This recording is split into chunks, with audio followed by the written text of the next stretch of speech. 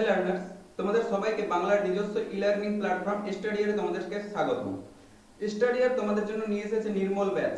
এই নির্মল ব্যাচে এনরোল করলে তোমরা পেয়ে যাবে live classes, doubt clearing sessions and many more, daily quizzes, each and everything যা লাগে স্টাডির জন্য, স্টাডিকে আরো ডেভেলপমেন্ট করার জন্য যা প্রয়োজন সমস্ত এই স্টাডিয়ারের এই নির্মল ব্যাচে প্রোভাইড করা হবে। ওকে, তো যারা তাদের প্রিপারেশনকে আরো বেটার জায়গায় নিয়ে যেতে চাও তারা এখনই স্টাডিয়ার অ্যাপটা ইনস্টল করো এবং আমাদের এই নির্মল ব্যাচে এনরোল করো। এই নির্মল ব্যাচটা শুরু হতে চলেছে 20 অগাস্ট থেকে। এই নির্মল ব্যাচের প্রাইস যেটা রয়েছে খুব অ্যাফোর্ডেবল একটা প্রাইস, পার ইয়ার 5,999 টাকা, এবং আমার প্রোমো কোড বা কুপন কোড বুদ্ধ 10 অ্যাপ্লাই করলে তোমরা পেয়ে যাবে 10% ডিসকাউন্ট, এবং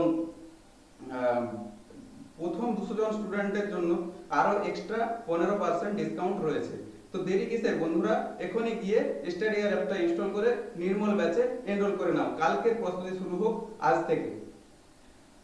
ওকে, তাহলে বোঝা গেল যে সাবস্ক্রিপশনের ব্যাপারটা। এবারে তাহলে যাওয়া যাক মূল আলোচনায়। আজকে আমি তোমাদেরকে পড়াতে চলেছি আয়নীয় ও সমযোজী বন্ধন। যারা ইউটিউব থেকে ভিডিওটা দেখছো, তো ইউটিউবে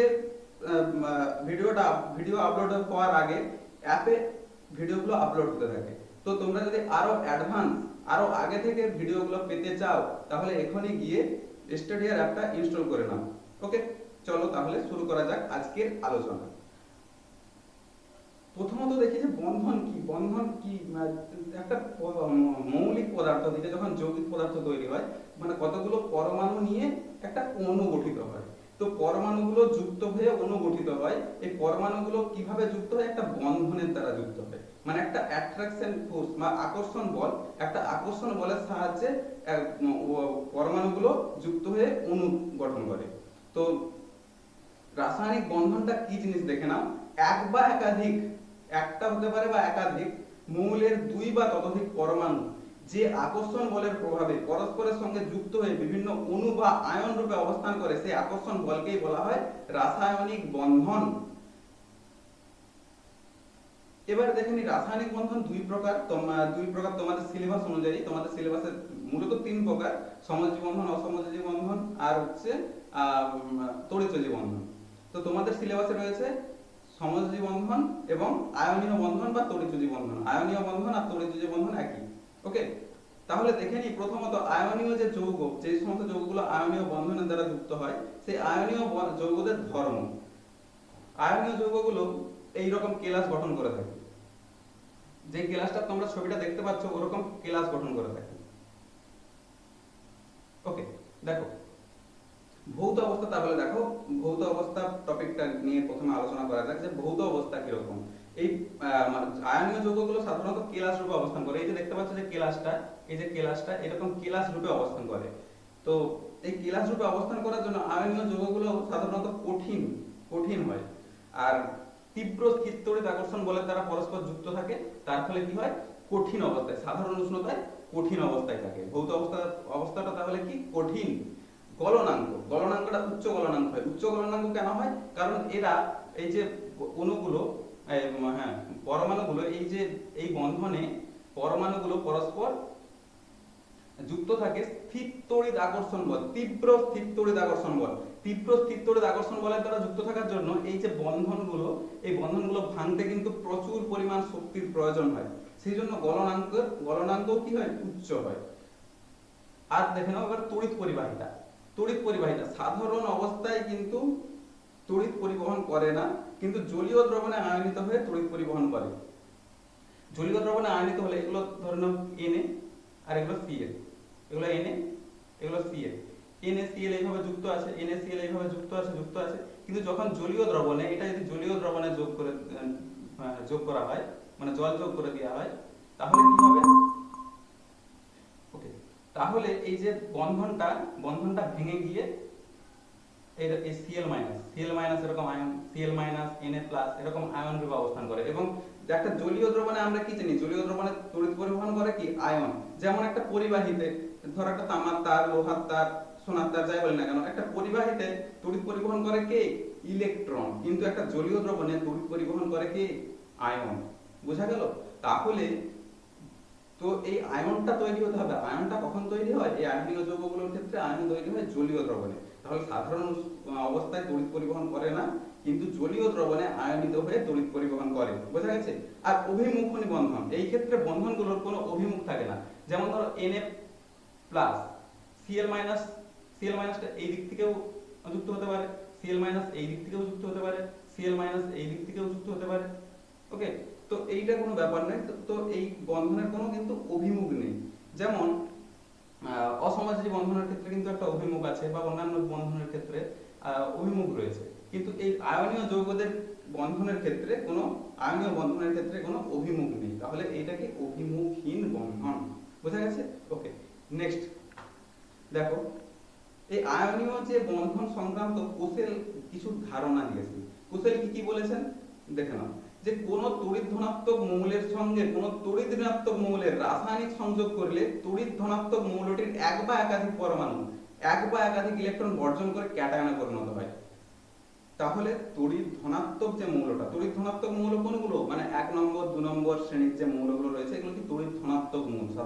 সাধারণত আমরা এগুলোকে তড়িৎ ধনাত্মক মৌল হিসেবে চিনি। যেমন সোডিয়াম, পটাশিয়াম, ম্যাগনেসিয়াম, অ্যালুমিনিয়াম, এই যে যৌগগুলো মৌলগুলো, এই মৌলগুলো কি তড়িৎ ধনাত্মক মৌল।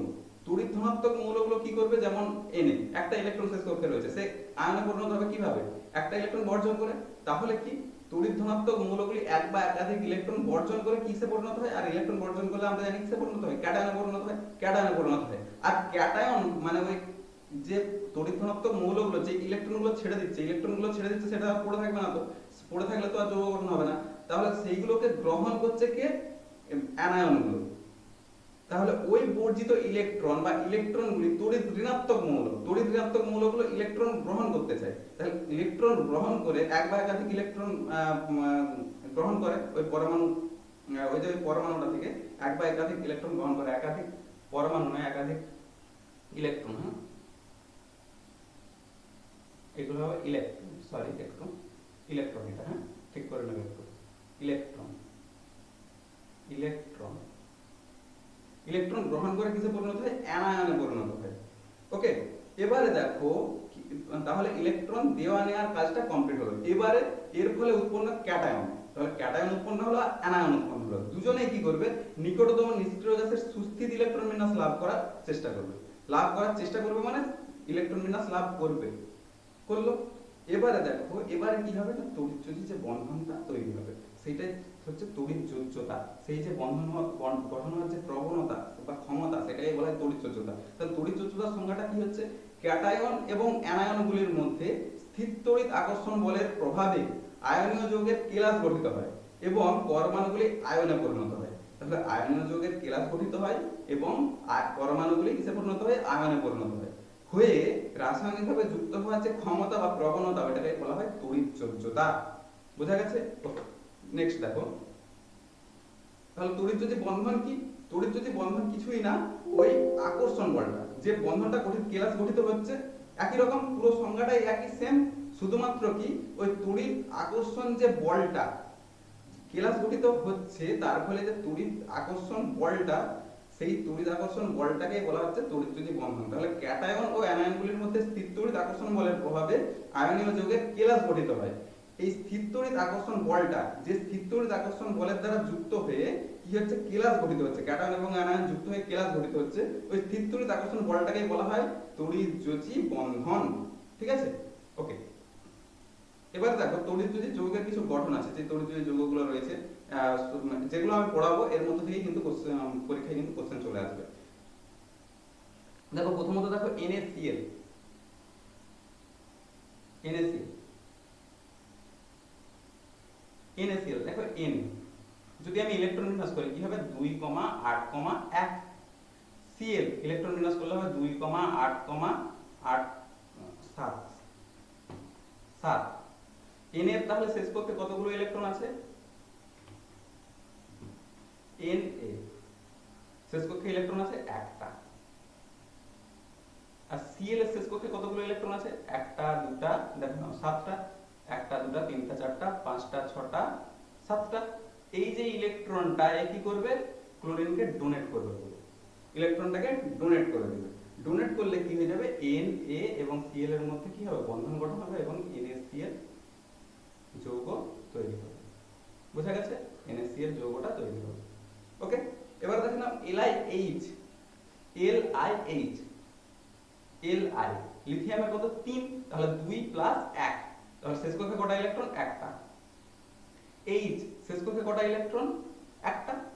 তাহলে Li এই ইলেকট্রনটা কাকে দেবে, H কে দিয়ে দিবে। তার ফলে Li কি হয়ে গেল, Li বা লিথিয়াম একটা ইলেকট্রন কি করলো, ডোনেট করলো, তাহলে Li প্লাস, আর প্লাস হাইড্রোজেন কি করলো, এই ইলেকট্রনটা গ্রহণ করলো, ওই ইলেকট্রনটাকে অ্যাকসেপ্ট করলো, দিয়ে কি হলো H মাইনাস, Li প্লাস। এবার Li এর এখানে দুটো ইলেকট্রন দিলাম, কেন দিলাম, কারণ দেখে Li যদি আমি পরমাণুটা আগে এইভাবে Li প্রথমে নিউক্লিয়াস আছে, তারপরে কি আছে, দুটো ইলেকট্রন আছে, শেষ কক্ষে কটা ইলেকট্রন আছে, একটা ইলেকট্রন। এই একটা ইলেকট্রন যদি ছেড়ে দেয়, পরের কক্ষপথটা বেরিয়ে যাবে, পরের কক্ষপথে যে দুটো আছে সেই দুটো আমি এঁকে দিলাম। ঠিক আছে, এই দুটো যে আঁকতে হবে একদম ম্যান্ডেটরি এমন কোনো ব্যাপার নেই, এই দুটো যদি তুমি নাও আঁকো কোনো ব্যাপার না, ভুল না। ঠিক আছে, তো ব্যাপারটা আর কিছুই নয়, যেমন একটা কমলা লেবুর কথা বলবো, কমলা লেবুর উপরের খোসাটাকে যদি ছাড়িয়ে দিই, তারপরে যে স্তরটা সেটা বেরিয়ে যাবে, সেরকম এই স্তরটাকে যদি বাদ দিয়ে দিই, পরের স্তরটা বেরিয়ে গেল, সেই পরের স্তরটাই আমি দুটো ইলেকট্রন আছে সেটাই আমি আঁকলাম, আর কিছু না। ওকে, তাহলে Li plus H minus LiH তৈরি হলো, LiH। বোঝা গেছে? ওকে, নেক্সট দেখেন আরো কিছু যৌগ আছে, যেমন CaO এর দেখো, CaO এর ক্ষেত্রে Ca, ওকে, ক্যালসিয়ামের কত 20, 2,8,8,2, শেষ করে কটা ইলেকট্রন, দুটো। আবার O কত 8, 2,6, 6, শেষ কক্ষে কটা, 6টা। আর এক্ষেত্রে শেষ কক্ষে কটা, দুটো। ক্যালসিয়ামের শেষ কক্ষে কটা, দুটো। আর অক্সিজেনের শেষ কক্ষে কটা, 6টা। তাহলে আঁকা যাক, ক্যালসিয়াম Ca দুটো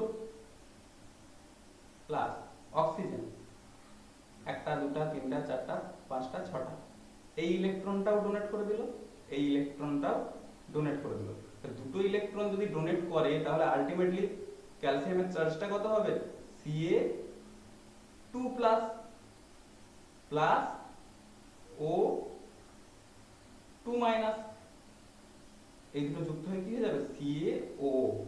আর তোমরা ক্লাস 7 এ শিখেছিলে যে কিভাবে যৌগের সংকেত লিখতে হয়।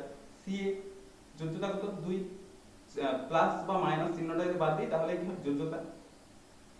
অক্সিজেনের কত, 2, -2 থাক প্লাস 2 থাক, 2 তো দুটোই দেখো একই সংখ্যা হলে এইগুলো কিন্তু নিচে লিখবো না, Ca2O2 এরকম না, এগুলো দুটো একই সংখ্যা হয়ে যাওয়ার জন্য অনুপাতটা লিখতে হয়, মানে সরল অনুপাতটা লিখতে হয়, 2:2 সমান কি 1:1, তাহলে কি হয়ে যায় CaO। বোঝা গেছে, এইভাবে কিন্তু যৌগের সংকেত লিখতে হয়, এগুলো তোমরা শিখে আসছো। ঠিক আছে, চলো তাহলে এবারে দেখে নিই যে MgCl2, MgCl2 এর ক্ষেত্রে কিরকম। আচ্ছা, এটা একটু ইরেজ করে নিই। ওকে,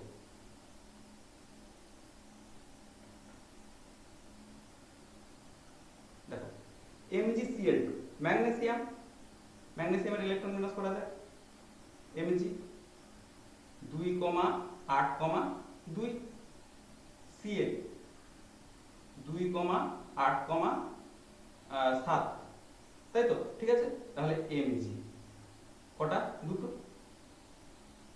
Cl 1টা 2টা 3টা 4টা 5টা 6টা 7টা, এইদিকে যে Clটা সেটার কটা, 7টা, 1টা 2টা 3টা 4টা 5টা 6টা 7টা। এই ইলেকট্রনটা ক্লোরিনকে ডোনেট করবে, আবার এই দিকের এই ইলেকট্রনটাও ক্লোরিনকে ডোনেট করবে। তাহলে দুটো ক্লোরিনকে এর কিন্তু দুটো দিতে পারবে। তোমার কাছে ধরো 100 টাকা আছে, তুমি দু বন্ধুকে 50 টাকা 50 টাকা করে দিতে পারো, তাই না? বা একজনকেও 100 টাকা দিতে পারো, কিন্তু তোমার এক বন্ধু বলছে আমি 50 টাকার বেশি আমার দরকার নেই, তাহলে কি আরেকজনের দেখা যাচ্ছে আরেকজনেরও 50 টাকা দরকার, তোমার আরেক বন্ধুরও 50 টাকা দরকার, তোমার কাছে 100 টাকা ভাগ করে করে দুজনকে দিয়ে দেবে। বোঝা গেছে, সেরকমই আর কিছু না।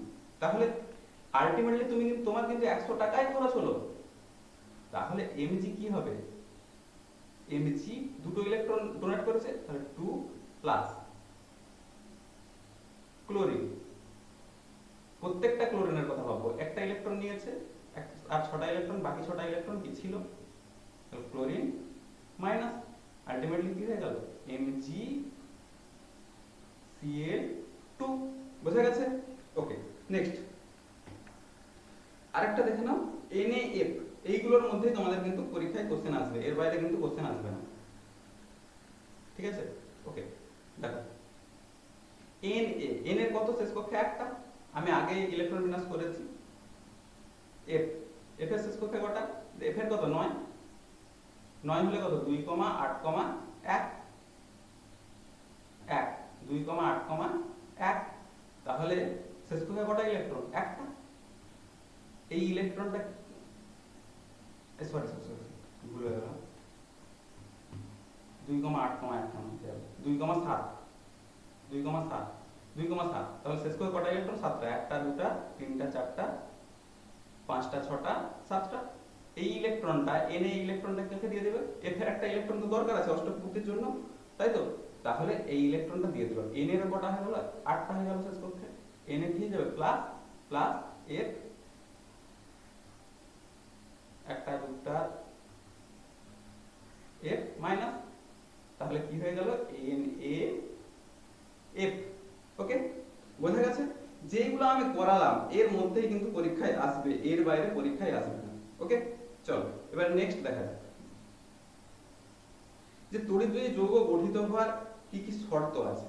তড়িৎদ্বয়ী যৌগ গঠিত হতে গেলে অ্যানায়ন সৃষ্টিকারী মৌলটার যোজক ইলেকট্রন সংখ্যা হতে হবে 5, 6 অথবা 7। অ্যানায়ন সৃষ্টিকারী যেমন NaCl এর কথা যদি ভাবি, মানে ক্লোরিন, শেষ কক্ষে বা যোজ্যতা কত, মানে শেষ কক্ষে, মানে যোজক ইলেকট্রন সংখ্যা মানে শেষ কক্ষপথে ইলেকট্রন সংখ্যা 7টা আছে, 6টা থাকবে 7টা থাকবে, অর্থাৎ 15, 16, 17 দীর্ঘ পর্যায় সারণী যদি বলি 15, 16, 17 নম্বর শ্রেণীর যে মৌলগুলো ওগুলোরই কিন্তু 5, 6, 7 যোজ্যতা মানে যোজক ইলেকট্রন সংখ্যা হয় শেষ কক্ষে ইলেকট্রন সংখ্যা 5, 6, 7। আর মানে যোজ্যতা হয় 1, -1, যোজ্যতা যদি বলি চার্জের কথা ছাড়লাম, যোজ্যতা যদি বলি তাহলে হবে 1, 2, 3, এগুলোর যোজ্যতা 1, 2, 3। আর যেগুলো ক্যাটায়ন সৃষ্টি করবে তারও যোজ্যতা 1, 2, 3। যদি চার্জের কথা বলি সেগুলো হবে +1, +2, +3, আর অ্যানায়নগুলোর ক্ষেত্রে -1, -2, -3। ওকে, দেখো অ্যানায়ন সৃষ্টিকারী যে মৌলগুলো সেগুলো এবারে যদি বলি 5, 6, 7 এই শ্রেণীগুলোরও যোজ্যতা 5, 6, 7, মানে যোজক ইলেকট্রন সংখ্যা 5, 6, 7, ঠিক আছে? তাহলে যেমন যদি ধরি ক্লোরিন, যদি 5, 6, 7 হয়, যদি 5টা থাকে শেষ কক্ষে, তাহলে কটা ইলেকট্রন, 3টে ইলেকট্রন গ্রহণ করে অষ্টক পূর্তি করবে। আর যদি 6টা থাকে 2টো ইলেকট্রন গ্রহণ করতে পারবে, যদি 7টা থাকে একটা ইলেকট্রন গ্রহণ করতে পারবে। তাহলে যোজ্যতা কক্ষে ইলেকট্রনের ঘাটতি থাকতে তো অবশ্যই হবে, তা না হলে তো অ্যানায়ন সৃষ্টি হবেই না, অ্যানায়নটা সৃষ্টিই হবে না, তাই না? মানে ইলেকট্রন গ্রহণ করলে তো অ্যানায়ন, তাহলে অ্যানায়ন সৃষ্টিকারী মৌলটা যেটা হবে সেটা যোজক ইলেকট্রন সংখ্যা কি কি হতে হবে, 5, 6 অথবা 7। বোঝা গেছে? যোজক ইলেকট্রন সংখ্যা আর যোজ্যতা কিন্তু এক জিনিস নয়। যোজক ইলেকট্রন সংখ্যা মানে শেষ কক্ষে ওই যে ওই পরমাণুটার শেষ কক্ষে কতগুলো ইলেকট্রন আছে সেটাকে বলা হয় যোজক ইলেকট্রন সংখ্যা। আর যোজ্যতা মানে কতগুলো ইলেকট্রন গ্রহণ করতে পারবে বা কতগুলো অ্যানায়নের ক্ষেত্রে কতগুলো ইলেকট্রন গ্রহণ করতে পারবে সেটা দেখি যোজ্যতা। আর চার্জ কি, সেটা যত যদি ইলেকট্রন গ্রহণ করে -1, -2, -3 যখন চিহ্নটা থাকবে সেগুলোকে চার্জ বলে, আর চিহ্নটা বাদ দিয়ে দিলে কি যোজ্যতা। বোঝা গেছে? ওকে, এবার আসি যে তড়িৎ ঋণাত্মকতার পার্থক্য কিরকম হওয়া উচিত। তড়িৎ ঋণাত্মকতার পার্থক্য অবশ্যই বেশি হতে হবে। তড়িৎ ঋণাত্মকতার পার্থক্য যেমন NaCl, Na দেখো একটা তীব্র তড়িৎ ঋণাত্মক মৌল, আর এগুলো কিন্তু তীব্র তড়িৎ ঋণাত্মক মৌল। ক্লোরিন, ব্রোমিন, এই যে 17 নম্বর শ্রেণীটা ওইগুলোর তড়িৎ ঋণাত্মকতা সবচেয়ে বেশি, আমরা সবাই জানি।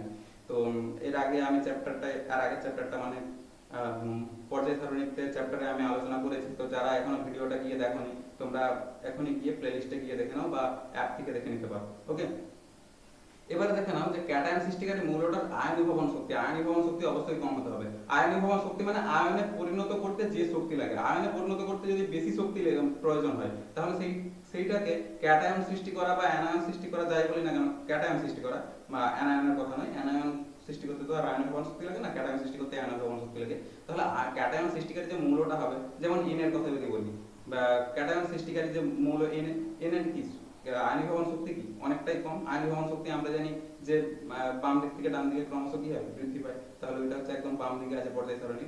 তো মানে 1 নম্বর 2 নম্বর এই যে শ্রেণীগুলো, এগুলো হচ্ছে ক্যাটায়ন আয়নিক ভ্রমণ শক্তি তুলনামূলক কম হয়, তো ওগুলো দিয়েই সাধারণত ক্যাটায়ন সৃষ্টি করা হয়। ঠিক আছে, এবার দেখা যাক যে অ্যানায়ন সৃষ্টিকারী মৌলটার ইলেকট্রন আসক্তি কি হতে পারে। ইলেকট্রন আসক্তি মানে ইলেকট্রনের প্রতি আসক্তি। ইলেকট্রনের প্রতি আসক্তি অবশ্যই বেশি হতে হবে, না হলে ইলেকট্রনটা না গ্রহণ করলে মানে বন্ধনটা সৃষ্টি হবে কি করে। ইলেকট্রন গ্রহণ তো অবশ্যই করতে হবে, একজন দিচ্ছে একজনকে তো নিতে হবে। তুমি অনেক টাকা দিচ্ছ কিন্তু কাকে দিচ্ছ জানো না, তাহলে তোমার মধ্যে কি এবং তার মধ্যে কি কোনো বন্ধুত্ব সৃষ্টি হবে, বন্ধুত্বের তৈরি হবে? কোনো হবে না। তাহলে সেই রকমই বন্ধন সৃষ্টির জন্য কেউ দিচ্ছে মানে কাউকে নিতে হবে। ক্যাটায়ন যদি ইলেকট্রন দেয়, অ্যানায়নকে সেই ইলেকট্রনটাকে অ্যাকসেপ্ট করতে হবে, তবেই তো বন্ধন সৃষ্টি হবে, তাই না? তাহলে অ্যানায়ন সৃষ্টিকার যে মৌলটা তার ইলেকট্রন আসক্তি মানে ইলেকট্রন নেওয়ার ক্ষমতা বা ইলেকট্রনের প্রতি আসক্তি বা ইলেকট্রনের প্রতি টান, সেটা কি হতে হবে? বেশি হতে হবে অনেক। বোঝা যাচ্ছে? তাহলে তড়িৎ যৌগ গঠিত হওয়ার যে প্রবণতা, মানে গঠিত হওয়ার যে শর্তগুলো, সেগুলো একদম ক্লিয়ার আশা করি। এইভাবেই কিন্তু আমি তোমাদের প্রত্যেকটা কঠিন টপিক, যতই কঠিন টপিক হোক, তোমাকে সহজভাবে বুঝিয়ে দেবো। ঠিক আছে, এবং তোমার জায়গা থেকে তোমাকে বেটার প্রিপারেশনটা আমি প্রোভাইড করবো। ঠিক আছে, তো ঠিক আছে, তো তোমরা যারা চাও তারা ব্যাচটাই এনরোল করবে, যে ব্যাচটা শুরু হতে চলেছে অগাস্ট থেকে, এবং প্রিপারেশনকে আরো বেটার জায়গায় নিয়ে যাও এবং কালকের প্রস্তুতি শুরু করো আজ থেকে। ঠিক আছে, চলো নেক্সট। সমযোজী যৌগ, এতক্ষণ যেগুলো নিয়ে আলোচনা করলাম এগুলো সব কি? তড়িৎযোজী যৌগ বা আয়নীয় যৌগ। এবারে দেখে নেবো সমযোজী যৌগ নিয়ে। ঠিক আছে, সমযোজী যৌগ দেখো, সমযোজী যৌগ কি? নিকটতম নিষ্ক্রিয় মৌলের পরমাণুর মতো ইলেকট্রন বিন্যাস লাভের জন্য রাসায়নিক বিক্রিয়ার সময় ভিন্ন মৌলের 2 বা ততোধিক পরমাণু এক বা একাধিক ইলেকট্রন জোড় সমভাবে ব্যবহার করে সেই সব যৌগ গঠন, যেসব যৌগ গঠন করে সেই যৌগকেই বলা হয় সমযোজী বন্ধন। তাহলে এখানে কোন পয়েন্টগুলো মূলত হাইলাইট করবে দেখে নাও। এখানে হাইলাইট করবে নিকটতম নিষ্ক্রিয় মৌলের ইলেকট্রন বিন্যাস লাভের জন্য রাসায়নিক বিক্রিয়ার সময় ভিন্ন মৌলের, এখানে দেখবে ভিন্ন মৌলের 2 বা ততোধিক পরমাণু এক বা একাধিক ইলেকট্রন জোড়, এই জায়গাটাকে বেশি করে হাইলাইট করবে।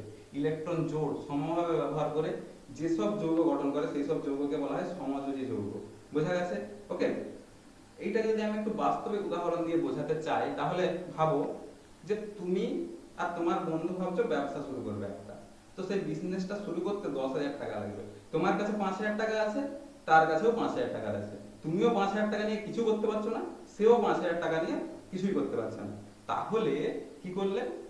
দুজন মিলে কি করলে? ওই 5,000 দিয়ে দিল। সেও 5,000 দিল, তুমিও 5,000 দিলে, দিয়ে কত হলো? 10,000। 10,000, তো 10,000 টাকা দিয়ে ব্যবসা শুরু যেটা করলে, ব্যবসা হয়তো প্রথম মাসে ইনকাম হলো 1,000 টাকার মতো ইনকাম হলো, তো তুমিও 500 টাকা নেবে, সেও 500 টাকা নেবে। তাহলে ওই বিজনেসটাকে সবাই কি করছে? সমানভাবে ইউজ করছে, কেউ কিন্তু বেশি কম নেবে না, তাই তো? এবারে দেখো, এইগুলো তোমরা শিখেছো অংশীদারি কারবার যে চ্যাপ্টারটা রয়েছে সেখানে, তোমরা ম্যাথে যে অংশীদারি কারবার চ্যাপ্টার রয়েছে সেখানে তোমরা শিখেছো, তো জানো নিশ্চয়ই যে এইভাবে কিন্তু যেভাবে আমরা টাকা ইনভেস্ট করে, যে যেভাবে টাকা ইনভেস্ট করে সে সেভাবেই কিন্তু লাভাংশ পায়।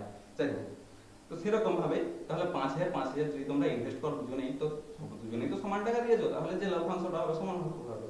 সময় যোগের ক্ষেত্রেও তাই, এরও শেষ কক্ষে ইলেকট্রন রয়েছে, এরও শেষ কক্ষে ইলেকট্রন রয়েছে, কিন্তু কেউ কিছু করতে পারছে না, কারো অষ্টক পূর্তি করছে না, মানে সুস্থিত হতে পারছে না। সে কি করছে? একটা ইলেকট্রনগুলোকে ডোনেট করে দুজন মিলে একটা সেই জায়গাটাকে, মানে যে ইলেকট্রন জোড়টা গঠিত হচ্ছে, একটা পরমাণু একটা ইলেকট্রন দিল, আরো একটা পরমাণু একটা ইলেকট্রন দিল, দুটো যে ইলেকট্রন দিল সেই দুটো ইলেকট্রন দিলে কি হবে? ইলেকট্রন জোড়, দুটো ইলেকট্রনকে ইলেকট্রন জোড় বলা হচ্ছে, সেটাকে সমভাবে বলা হচ্ছে। যেমন এর উদাহরণ তো পেয়ে যাবে, যেমন একটা আমি এক্সাম্পল এই মুহূর্তে দিয়েই দিই। দেখো, যেমন হাইড্রোজেন শেষ করে কটা ইলেকট্রন? একটা। এখানেও হাইড্রোজেন শেষ করে কটা ইলেকট্রন? একটা। তাহলে এই ইলেকট্রনটা দিয়েছে, এও ইলেকট্রনটা দিয়েছে। হাইড্রোজেন কিন্তু দ্বৈত সূত্র মেনে চলে, মানে দুটো ইলেকট্রন শেষ কক্ষে পূরণ করতে চায়। তাহলে এই ইলেকট্রনটা, এই ইলেকট্রনটা, তাহলে এই হাইড্রোজেনটারও কি দুটো ইলেকট্রন পূর্ণ হলো, এই ইলেকট্রনটারও কি দুটো ইলেকট্রন, এই হাইড্রোজেনটারও কি দুটো ইলেকট্রন পূর্ণ হলো। দেখো, দুটোরই কিন্তু দুটো করে ইলেকট্রন। এই যে ইলেকট্রন জোড় কোনটাকে বলা হচ্ছে? তাহলে এই জায়গাটাকে, এটা হচ্ছে ইলেকট্রন জোড় গঠন করেছে। এটাকে দুজনেই কি করছে? সমভাবে ব্যবহার করছে, এবং তার ফলে কি হচ্ছে? একটা বন্ধন গঠিত হয়েছে, একটা আকর্ষণ বল তৈরি হয়েছে। এইভাবে তাহলে কি গঠিত হলো? হাইড্রোজেন। বোঝা গেছে? ওকে, চলো তাহলে এবার দেখে নিই যে ভৌত ধর্মের কিছু বৈপরীত্য বা তারতম্য। ভৌত ধর্ম যেমন আয়নীয় যৌগ এবং সমযোজী যৌগের মধ্যে। আয়নীয় যৌগ, আয়নীয় আয়নীয় আর সমযোজী। সমযোজী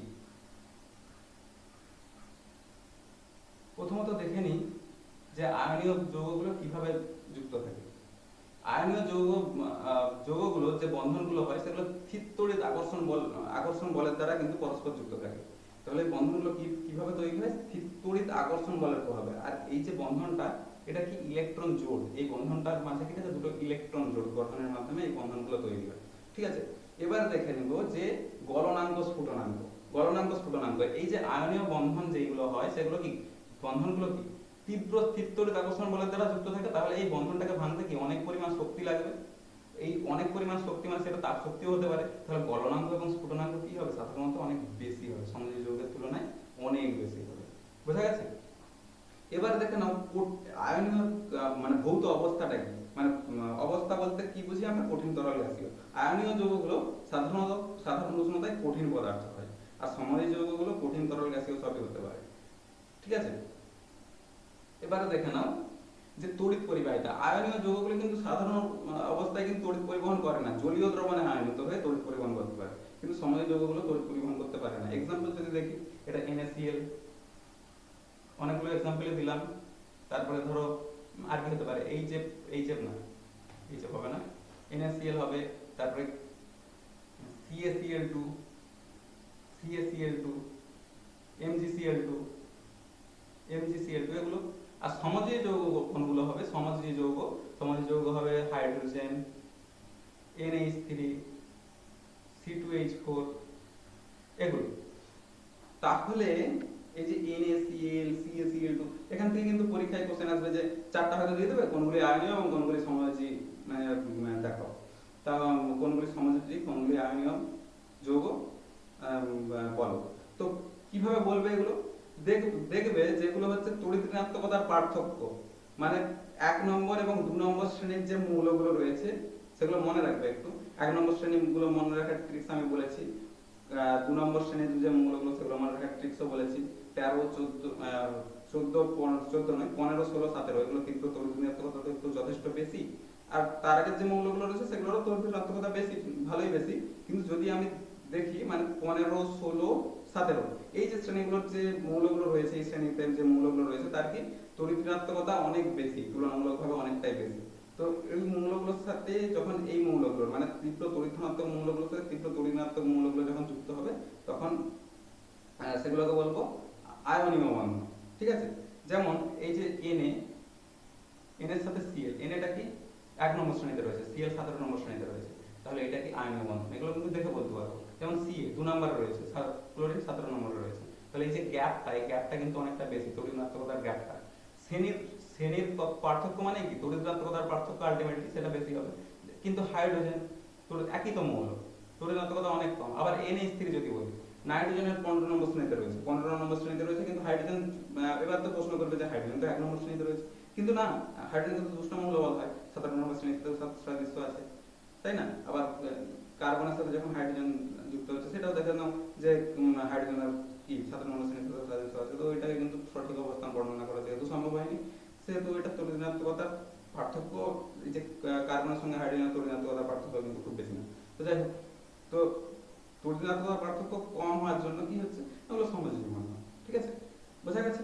আয়নীয় এবং সমযোজী বন্ধন বা যৌগগুলো কিভাবে বুঝবো আমরা, পরীক্ষায় যদি কোশ্চেন আসে। আর তাছাড়া আরেকটা উপায় হচ্ছে, যদি তুমি প্র্যাকটিস করতে থাকো রেগুলার, তাহলে কিন্তু এমনিতেই বুঝতে পেরে যাবে, কারণ এর মধ্য থেকেই কিন্তু কোশ্চেন আসে, যেগুলো আমি করাচ্ছি এই ভিডিওতে সেইখান থেকেই কিন্তু কোশ্চেন আসে। ঠিক আছে,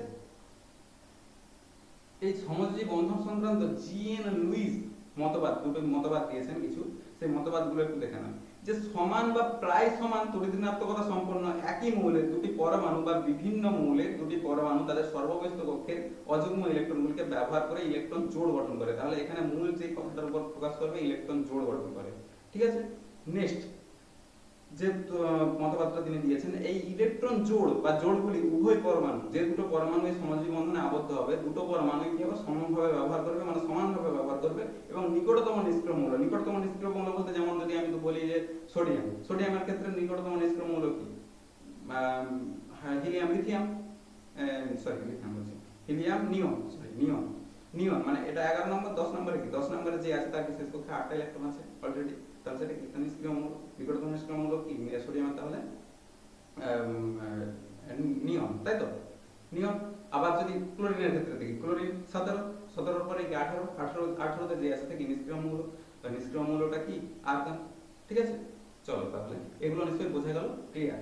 নেক্সট এবার দেখেন এই যে কিছু যৌগের, কিছু সমযোজী যৌগের লুইস ডট গঠন। জি এন লুইস এই তত্ত্বটা দিয়েছিলেন, তাহলে এই যে সমযোজী বন্ধনের ক্ষেত্রে যে ডট গুলো গঠন করবো, যে স্ট্রাকচার গুলো আঁকবো, এগুলো লুইস ডট গঠনের সাহায্যে আঁকবো। ঠিক আছে, তো লুইস ডট গঠন কিভাবে করবো, হাইড্রোজেন, হাইড্রোজেনটা আমি করেই দিলাম যেহেতু, তো তাও আরেকবার দেখে নাও। দেখো হাইড্রোজেন, হাইড্রোজেন একটা ইলেকট্রন প্লাস হাইড্রোজেন, এটাও কি একটা ইলেকট্রন, এই ইলেকট্রনটাও ডোনেট করবে এবং এই ইলেকট্রনটাও কি হবে এখানে ডোনেট করবে। তার ফলে কি হবে, এইচ, মাঝখানে কটা ইলেকট্রন হয়ে গেল, দুটো, এদিকেও এইচ, এই ইলেকট্রন, এই হাইড্রোজেনটারও দুটো ইলেকট্রন হলো, এই দিকের যে হাইড্রোজেনটা সেটারও কটা ইলেকট্রন হলো, দুটো ইলেকট্রন। তাহলে এটা কি গঠিত হলো, ইলেকট্রন জোড় গঠিত হলো। এই ইলেকট্রন জোড়টাকে কি করছে, দুটো হাইড্রোজেনই সমভাবে ব্যবহার করছে। দুটো ইলেকট্রন মানে একটা বন্ধন, এটা মনে রাখবে। আবার চারটা ইলেকট্রন যদি হয়ে যায় এখানে, চারটা ইলেকট্রন মানে দুটো বন্ধন, ছটা ইলেকট্রন মানে তিনটে বন্ধন, ট্রিপল বন্ড পর্যন্ত সর্বোচ্চ হয়, তার বেশি কিন্তু হয় না। ঠিক আছে, ফ্লোরিনের ক্ষেত্রে দেখো, ফ্লোরিন, ফ্লোরিনের ইলেকট্রন বিন্যাসটা করে দিই। ফ্লোরিন 2,7, শেষ কক্ষে ফ্লোরিনের শেষ কক্ষে কটা ইলেকট্রন, তাহলে 7টা, একটা, দুটা, তিনটা, চারটা, তিনটা, চারটা, পাঁচটা, পাঁচটা, ছটা, 7টা হলো প্লাস ফ্লোরিন, একটা, দুটা, তিনটা, চারটা, পাঁচটা, ছটা, 7টা, এই ইলেকট্রনটাও এখানে ডোনেট করবে, আবার এই ফ্লোরিন এই ইলেকট্রনটা ডোনেট করবে। তার ফলে কি হলো, ফ্লোরিন একটা, দুটা, তিনটা, চারটা, পাঁচটা, ছটা, এখানে মিডিলে এই যে মাঝখানে প্লাস চিহ্নটা যেখানে আছে ওখানে কটা ইলেকট্রন হলো আলটিমেটলি, একটা, দুটো, দুটো ইলেকট্রন, দুটো ফ্লোরিন দুটো ইলেকট্রন দিয়েছে। এদিকে ফ্লোরিনটা একটা, দুটা, তিনটা, চারটা, পাঁচটা, ছটা, 7টা, এই ইলেকট্রনটা দেওয়ার পরে তো 6টা আছে, সেই 6টা আঁকেছি। এই ফ্লোরিনটারও দেখো অষ্টপূর্তি ঘটলো, আবার এই ফ্লোরিনটাও এই দুটো ইলেকট্রনকে ব্যবহার করবে, কিন্তু দুজনেই তো দিয়েছে দুটো ইলেকট্রন মানে একটা বন্ধন, ফ্লোরিন বাইরের যে ইলেকট্রনগুলো যেগুলো পড়ে আছে এঁকে দেবে।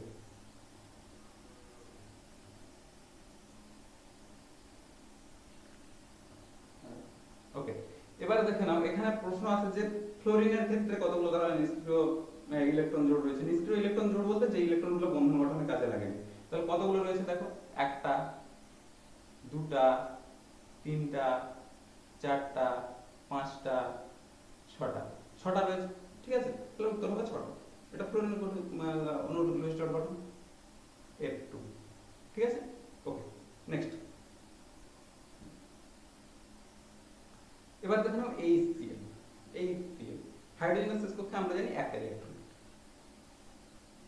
হাইড্রোজেনের একটা, ক্লোরিনের কটা, 7টা। এক্ষেত্রে দেখো দুটো আলাদা পরমাণু যেহেতু, তো দুটো আলাদা চিহ্ন দিই, ইলেকট্রনগুলোকে দুটো আলাদা চিহ্ন, এই যে হাইড্রোজেন যেটা আছে এটা ক্রস চিহ্ন, একটাকে ক্রস চিহ্ন দেবো আর একটাকে ডট চিহ্ন দেবো। সাধারণত এটাকে ক্রস দিচ্ছি, এটা ক্রস দিচ্ছি কারণ এটা ক্রসটা সাধারণত কম, যেটা কম থাকে মানে কম ইলেকট্রন বহিস্থ কক্ষে বাইরের কম ইলেকট্রন থাকে সেটার ক্ষেত্রে ক্রস দিতে হয়, আর একটা যেটা বেশি থাকে সেটা ডট দেবো। ঠিক আছে, কটা আছে, 7টা, দুটো, তিনটা, চারটা, পাঁচটা, ছটা, 7টা। ওকে, তাহলে এই ইলেকট্রনটাও ডোনেট করলো আর এই ক্লোরিন এই ইলেকট্রনটা দিল, তাহলে মাঝখানে কটা ইলেকট্রন হলো, দুটো ইলেকট্রন হলো। হাইড্রোজেনের যে ইলেকট্রনটা সেটা ক্রস, ক্লোরিন একটা ইলেকট্রন দিয়েছে সেটা কি ডট, ক্লোরিন একটা, দুটা, তিনটা, চারটা, পাঁচটা, ছটা। ক্লোরিনেরও দেখো অষ্টপূর্তি ঘটলো, হাইড্রোজেনেরও দেখো দুটো ইলেকট্রন, হাইড্রোজেনের দুটো ইলেকট্রন হলেই হয়, দুটো। এবারে সমভাবে ব্যবহার করবে। দেখো তোমার কাছে হয়তো লক্ষ লক্ষ টাকা আছে, কিন্তু তোমার একটা বন্ধুর কাছে হয়তো 5,000 টাকাই আছে, সে 5,000 দিল, তুমিও 5,000 দিল। তো ব্যবসায় যদি লাভ যাই হোক না কেন, বা সেটা কি তোমার বেশি টাকা ঘরে পড়ে আছে বলে কি তুমি বেশি লাভ নিয়ে নেবে নাকি? তো ক্লোরিনের বেশি থাকতে পারে, কিন্তু বন্ধন গঠনে যেহেতু একটাই দিয়েছে আর হাইড্রোজেনও একটা দিয়েছে, তো ওই জোড়টাকে দুজনেই সমানভাবে ব্যবহার করবে। ঠিক আছে, তো হাইড্রোজেন দুটো দুটো ইলেকট্রন মানে একটা বন্ধন, Cl, বাইরে যেগুলো বন্ধন গঠনে অংশগ্রহণ করে নিষ্ক্রিয় জোড় সেগুলো দিয়ে দিল, কি হলো এটা আলটিমেটলি HCl। ওকে, এবারে এইচএফ এর দেখে নাও, এইচ একটা, এফ এরও একই রকম কিন্তু 1 2 3 4 5 6 7, এই ইলেকট্রনটা ডোনেট করবে, এফ এই ইলেকট্রনটা ডোনেট করবে, তার ফলে কি হলো এইচ, সিএল একটা, সিএল এর যে বন্ডটা সেটা ডট দিয়েছি, একটা দুটা তিনটা চারটা পাঁচটা ছটা সাতটা, ঠিক আছে। তাহলে এই ইলেকট্রনটাকে, এই জোড়টাকে ক্লোরিনও যেভাবে ব্যবহার করবে, এই ক্লোরিন বলছি, এটা ফ্লোরিন হবে, সরি এটা ফ্লোরিন, ফ্লোরিন হাইড্রোজেনও সেইভাবে ব্যবহার করবে। তাহলে কি হলো এইচ সিঙ্গেল বন্ড এফ, এটা কি হলো এইচএফ, এইচএফ এর লুইস ডট স্ট্রাকচার, ঠিক আছে। নেক্সট এবারে দেখে নেব H2O অর্থাৎ জলের Luis dot structure. H2O hydrogen, hydrogen কটা, একটা, ও, ও এর কটা, ছটা, ও এর কত 8, 2, 6, ছটা, একটা দুটা তিনটা চারটা পাঁচটা ছটা, আর এইদিকে যে হাইড্রোজেনটা সেটার কটা হবে, একটা। H2 বলছে দুটো হাইড্রোজেন, ওকে। তাহলে এইখানে এই হাইড্রোজেনও একটা ইলেকট্রন দিল, অক্সিজেনও একটা ইলেকট্রন দিল, আবার এইখানেও একটা ইলেকট্রন দিল, এখানেও একটা ইলেকট্রন দিল, ওকে। তাহলে কি হলো হাইড্রোজেন, হাইড্রোজেনের ইলেকট্রনটা ক্রস ডট, অক্সিজেন দুটো নিষ্ক্রিয়, একটা ক্রস একটা ডট, হাইড্রোজেন, হাইড্রোজেনের দুটো হলো, এই হাইড্রোজেনের দুটো হলো, হাইড্রোজেন দুটো হলেই খুশি, দুটো ইলেকট্রন নিয়েই কিন্তু খুশি ও, ওকে। তাহলে এইখানে দেখো একটা ইলেকট্রন জোড়, এখানে একটা ইলেকট্রন জোড়, তাহলে কি হচ্ছে অক্সিজেন হাইড্রোজেন হাইড্রোজেন, ঠিক আছে। ওখানে দেখো ইলেকট্রন জোড়, তাহলে ইলেকট্রন জোড় মানে বন্ধন, আলটিমেটলি কি হয়ে গেল তাহলে এটা কিসের স্ট্রাকচার, H2O, H2O, ঠিক আছে। এবার দেখে নেব NH3, ওকে। এটা একটু ক্লিয়ার করে নিই,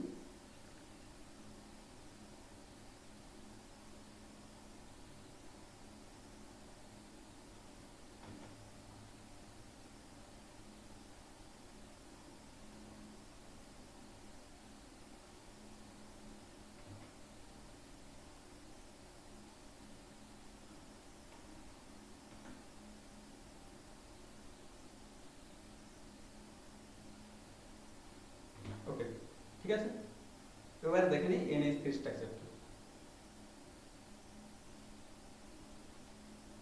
NH3 নাইট্রোজেনের কত 7, 7 যদি হয় তাহলে কত হচ্ছে 2, 5, শেষ করে কটা ইলেকট্রন, তাহলে 5টা ইলেকট্রন, ঠিক আছে। তাহলে 5টা ইলেকট্রন হলে একটা দুটা তিনটা চারটা পাঁচটা, এক্ষেত্রে হাইড্রোজেন একটা, এইদিকেও একটা হাইড্রোজেন, NH3 তো তিনটা হাইড্রোজেন, তিনটা হাইড্রোজেনের সঙ্গে যুক্ত হবে হাইড্রোজেন, এখানে হাইড্রোজেন একটা দিল, নাইট্রোজেন একটা দিল, নাইট্রোজেন একটা দিল, হাইড্রোজেন একটা দিল, এক্ষেত্রে নাইট্রোজেন একটা দিল, হাইড্রোজেনও একটা ইলেকট্রন দিল, ঠিক আছে। তাহলে কি হচ্ছে নাইট্রোজেন একটা ইলেকট্রন, হাইড্রোজেন একটা ইলেকট্রন,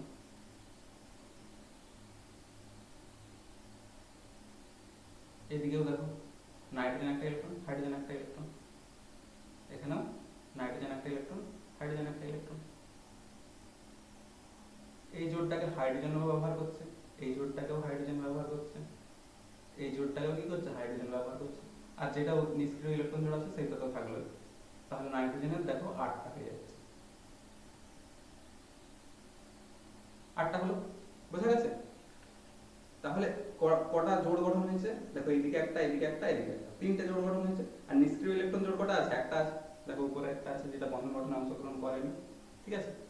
তাহলে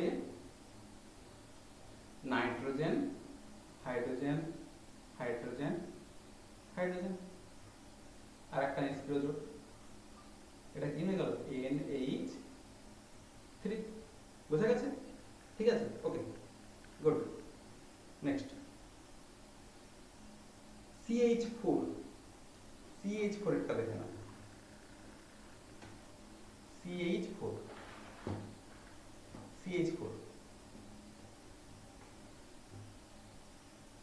কার্বনের কত 2, 6 তো কার্বনের, 6, কার্বন 6, 2, 4, চারটা ইলেকট্রন আছে তাই তো, একটা, দুটা, তিনটা, চারটা। আর এদিকে চারটা হাইড্রোজেনের সাথে যুক্ত হচ্ছে, hydrogen, hydrogen, hydrogen, hydrogen.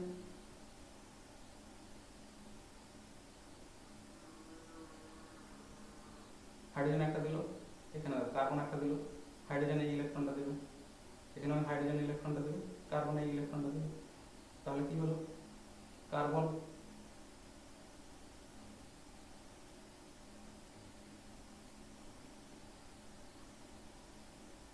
Hydrogen, hydrogen, hydrogen, hydrogen.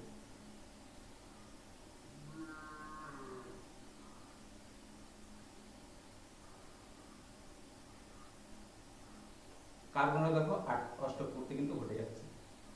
8টা হলো, কোনে দেখে নাও 8টাই হচ্ছে, ঠিক আছে। তাহলে কটা বন্ধন জোড় গঠন হয়েছে, 4টা। তা 4টা যদি বন্ধন জোড় গঠিত হয়, 4টা বন্ড গঠিত হবে, মানে বন্ধনও তৈরি হবে। Carbon, hydrogen, carbon bond hydrogen, carbon bond hydrogen, carbon bond hydrogen, ঠিক আছে। এটা কিসের সঙ্গে, CH4। ওকে, বোঝা গেছে। তাহলে এবার দেখে নেবো যে নাইট্রোজেন।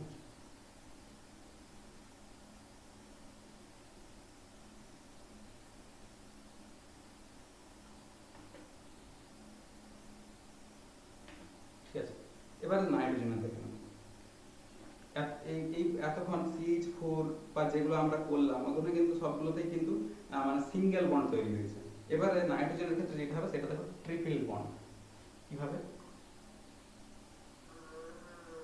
দেখো, নাইট্রোজেন, নাইট্রোজেনের কত 7, 7 যদি হয় তাহলে 2,5, 2 + 5 ইলেকট্রন বিন্যাস যদি করি, শেষ করে কটা ইলেকট্রন আছে, 5টা, একটা, দুটা, তিনটে, চারটা, 5টা। এদিকে যে নাইট্রোজেনটা একই, যেহেতু একই মৌলের পরমাণু সেজন্য একই চিহ্ন দেবো, আলাদা চিহ্ন দেওয়ার দরকার নেই। এই ইলেকট্রনটা দেবে, এই নাইট্রোজেনটা একটা ইলেকট্রন দেবে, এই নাইট্রোজেনটা একটা ইলেকট্রন দেবে, এই নাইট্রোজেনটা একটা ইলেকট্রন দেবে, এই নাইট্রোজেনটা একটা ইলেকট্রন দেবে, এই নাইট্রোজেনটা একটা ইলেকট্রন দেবে। তাহলে মাঝখানে দেখো কটা ইলেকট্রন হচ্ছে, একটা, দুটা, এও তিনটে দিয়েছে, তিনটা, 6টা ইলেকট্রন হয়ে গেছে। এই 6টা ইলেকট্রনকে এই নাইট্রোজেন ব্যবহার করে অষ্টক পূর্তি করবে, আবার এই নাইট্রোজেনও ব্যবহার করে অষ্টক পূর্তি ঘটবে, ঠিক আছে। তাহলে কতগুলো ইলেকট্রন, 6টা, 6টা হলে কটা, এইখানে এই দুটো ইলেকট্রন মিলে একটা বন্ড, এই দুটো ইলেকট্রন মিলে একটা বন্ড, এই দুটো ইলেকট্রন মানে একটা bond, nitrogen triple bond nitrogen, দুটো ইলেকট্রন, দুটো ইলেকট্রন। কারণ নাইট্রোজেন অণুতে যদি বলে নাইট্রোজেন অণুতে নিষ্ক্রিয় ইলেকট্রন জোড় কটা, নিষ্ক্রিয় ইলেকট্রন জোড় দুটো, এই যে একটা, এই যে একটা, কারণ ওগুলো বন্ধন গঠনে অংশগ্রহণ করে না, ওগুলো নিষ্ক্রিয় অবস্থায় আছে। এটা কি নাইট্রোজেন, ঠিক আছে, বোঝা গেছে। নেক্সট,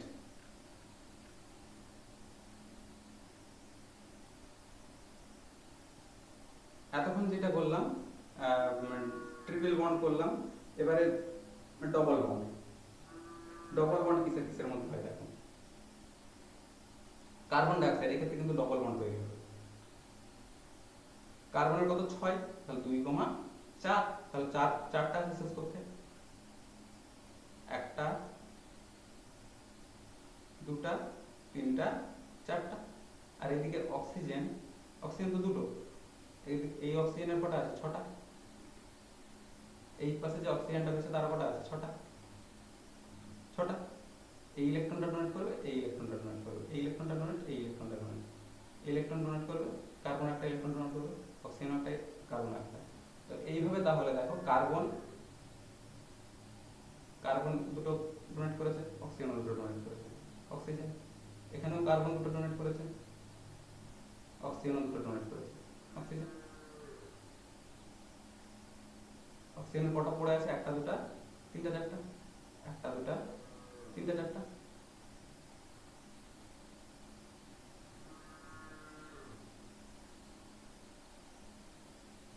সমান কটা হয়ে গেল, 8টা। আবার এই কার্বনেরও দেখো, এই যে ডোনেট করেছে, এই যে জোড়টা, এটাকে সবগুলোকে ব্যবহার করবে কার্বন, তাই না। তাহলে এখানে এখানে দেখো দুটো ইলেকট্রন মিলে একটা বন্ড, এখানে দুটো ইলেকট্রন মিলে একটা বন্ড, এখানেও দুটো ইলেকট্রন মিলে একটা বন্ড, এখানে দুটো ইলেকট্রন মিলে একটা বন্ড।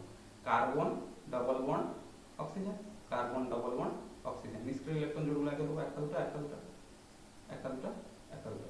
ওকে, কি হয়ে গেল? CO2। ঠিক আছে, এবারে দেখে নেবো যে C2H2, C2H2 কিভাবে রিস্টোর গঠন করে, একটু ক্লিয়ার করে দিই।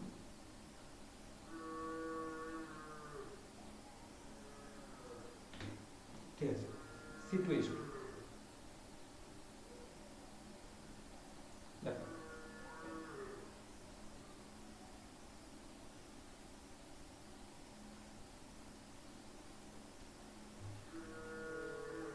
কার্বন কত? একটা দুটা তিনটা চারটা, চারটা। আর হাইড্রোজেন কটা? একটা। এখানে হচ্ছে হাইড্রোজেনটা একটা, একটু দূরে আসবে, হাইড্রোজেন একটা।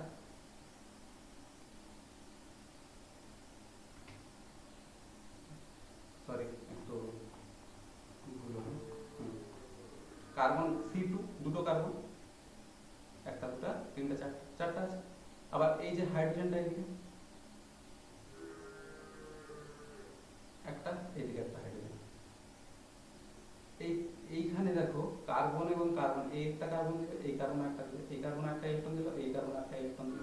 আবার এইখানে একটা কার্বন ইলেকট্রন দিল, এইখানে একটা হাইড্রোজেন ইলেকট্রন দিল, হাইড্রোজেন ইলেকট্রন দিল, কার্বন ইলেকট্রন দিল। ঠিক আছে, তাহলে হাইড্রোজেন একটা ইলেকট্রন দিয়েছে, কার্বন একটা ইলেকট্রন দিয়েছে, কার্বন এখানে একটা ইলেকট্রন, এখানে একটা ইলেকট্রন, এখানে একটা ইলেকট্রন, এখানে একটা ইলেকট্রন। কার্বন এই কার্বন দুটো দিয়েছে, এই কার্বন দেখো হাইড্রোজেন একটা দিয়েছে, কার্বন একটা দিয়েছে। ঠিক আছে, তাহলে এখানে দেখো হাইড্রোজেন। ওকে, তাহলে হাইড্রোজেনের অষ্টক পূর্তি ঘটছে।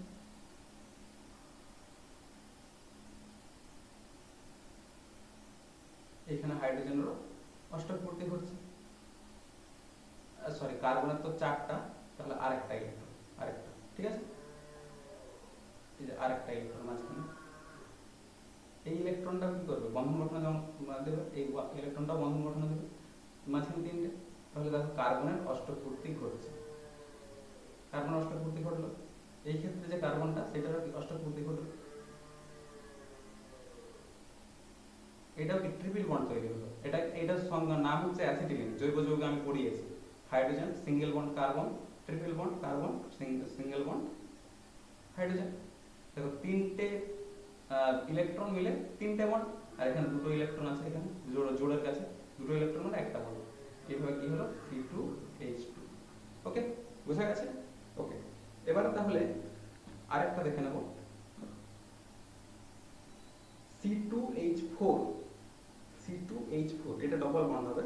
ঠিক আছে, তাহলে দেখো কার্বন,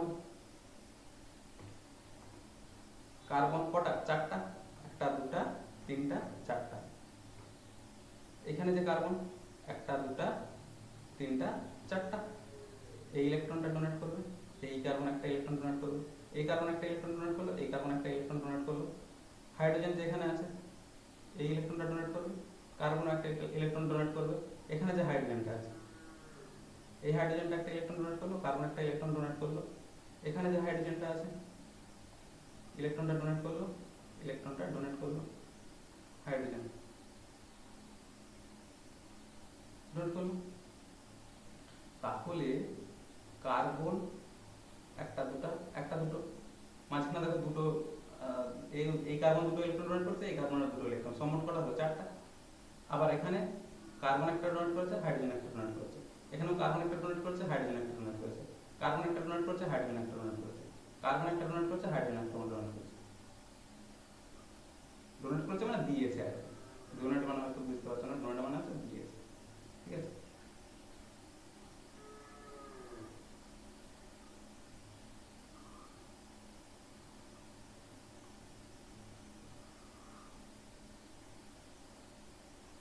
হাইড্রোজেন দুটো করে তাহলে হলো। আর কার্বনের এই কার্বনটা অষ্টক পূর্তি ঘটলো।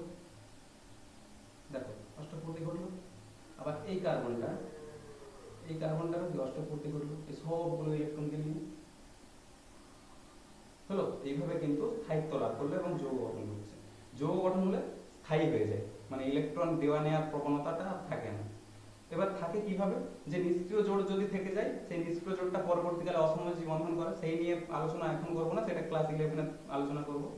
ঠিক আছে, ক্লাস 11 অলরেডি আমি আলোচনা করেছি। তো যারা ইন্টারেস্টেড, যারা একটু অ্যাডভান্স লেভেলে হতে চাও, যে ক্লাস 10 একটু বেশি শিখতে চাও, তারা গিয়ে ভিডিও দেখে নিতে পারো। এটা হচ্ছে রাসায়নিক বন্ধন, ক্লাস 11 চ্যাপ্টার নাম রাসায়নিক বন্ধন, প্লেলিস্টে গিয়ে তোমরা দেখে নেবে। ঠিক আছে, তো কার্বন কটা ইলেকট্রন, দুটো, double bond carbon, single bond hydrogen, single bond hydrogen, single bond hydrogen, single bond hydrogen. এটা হচ্ছে ইথিলিন বা ইথিন। হ্যাঁ, C2H2, এটার নাম হচ্ছে ইথিলিন বা ইথিন। পরীক্ষায় কিন্তু এরকম দিতে পারে যে ইথিলিন অণু লুইস ডট গঠন অঙ্কন করো, তখন কিন্তু এটা লিখতে হবে। আগে যেটা করালাম মানে এটা,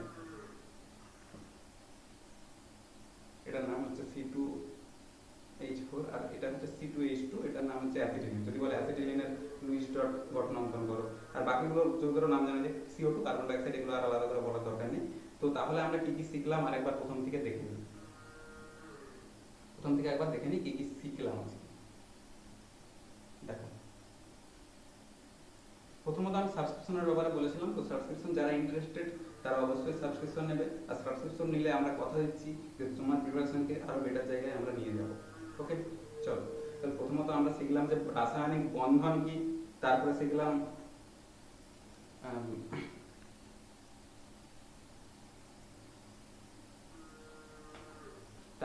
যে আয়নীয় যৌগদের ধর্ম কি কি, ভৌত অবস্থা, উচ্চ গলনাঙ্ক, তড়িৎ পরিবাহিতা, অভিমুখী বন্ধন, এগুলো নিয়ে আলোচনা করলাম। নেক্সট কোষেলের ধারণা ডিসকাস করলাম। নেক্সট তড়িৎ যোজ্যতা নিয়ে বললাম, তড়িৎ যোজ্যতা, তড়িৎযোজী বন্ধন, তারপরে শিখলাম তড়িৎযোজী যৌগের যে NaCl, LiH, এগুলো ইলেকট্রন ডট, এগুলো কিন্তু লুইস ডট নয়, এগুলোকে লুইস ডট বলবে না, এগুলো হচ্ছে ইলেকট্রন ডট। তড়িৎযোজী যৌগের ক্ষেত্রে যে স্ট্রাকচারগুলো যেভাবে আঁকছি, এক্ষেত্রে হয়তো দেখে মনে হতে পারে একই, কিন্তু এগুলোকে বলবে ইলেকট্রন ডট। ঠিক আছে, নেক্সট CaO, MgCl2, এগুলো ইলেকট্রন ডট করলাম। NaF ইলেকট্রন ডট করলাম। তারপর তড়িৎযোজী যৌগ কিভাবে গঠিত হওয়ার যে শর্তগুলো সেগুলো শিখলাম। নেক্সট শিখলাম সমযোজী যৌগ কি, তারপরে শিখলাম যে আয়নীয় এবং সমযোজী যৌগের মধ্যে পার্থক্য বা বৈপরীত্য যাই বলি না কেন। তারপরে GN লুইসের মতবাদ শিখলাম। তারপর কয়েকটা অণু লুইস ডট শিখলাম, মানে যেমন হাইড্রোজেন, ফ্লোরিন। তারপরে শিখলাম HCl, HF, H2O অর্থাৎ জল, NH3 অ্যামোনিয়া, CH4 মানে মিথেন, N2 মানে nitrogen, carbon die oxide, C2H2 মানে অ্যাসিটিলিন। তারপরে শিখলাম C2H4। এই ছিল তোমাদের তাহলে আজকের class. Thanks for watching this video. Like, comment and share and subscribe. Study আর make study easier. Happy learning.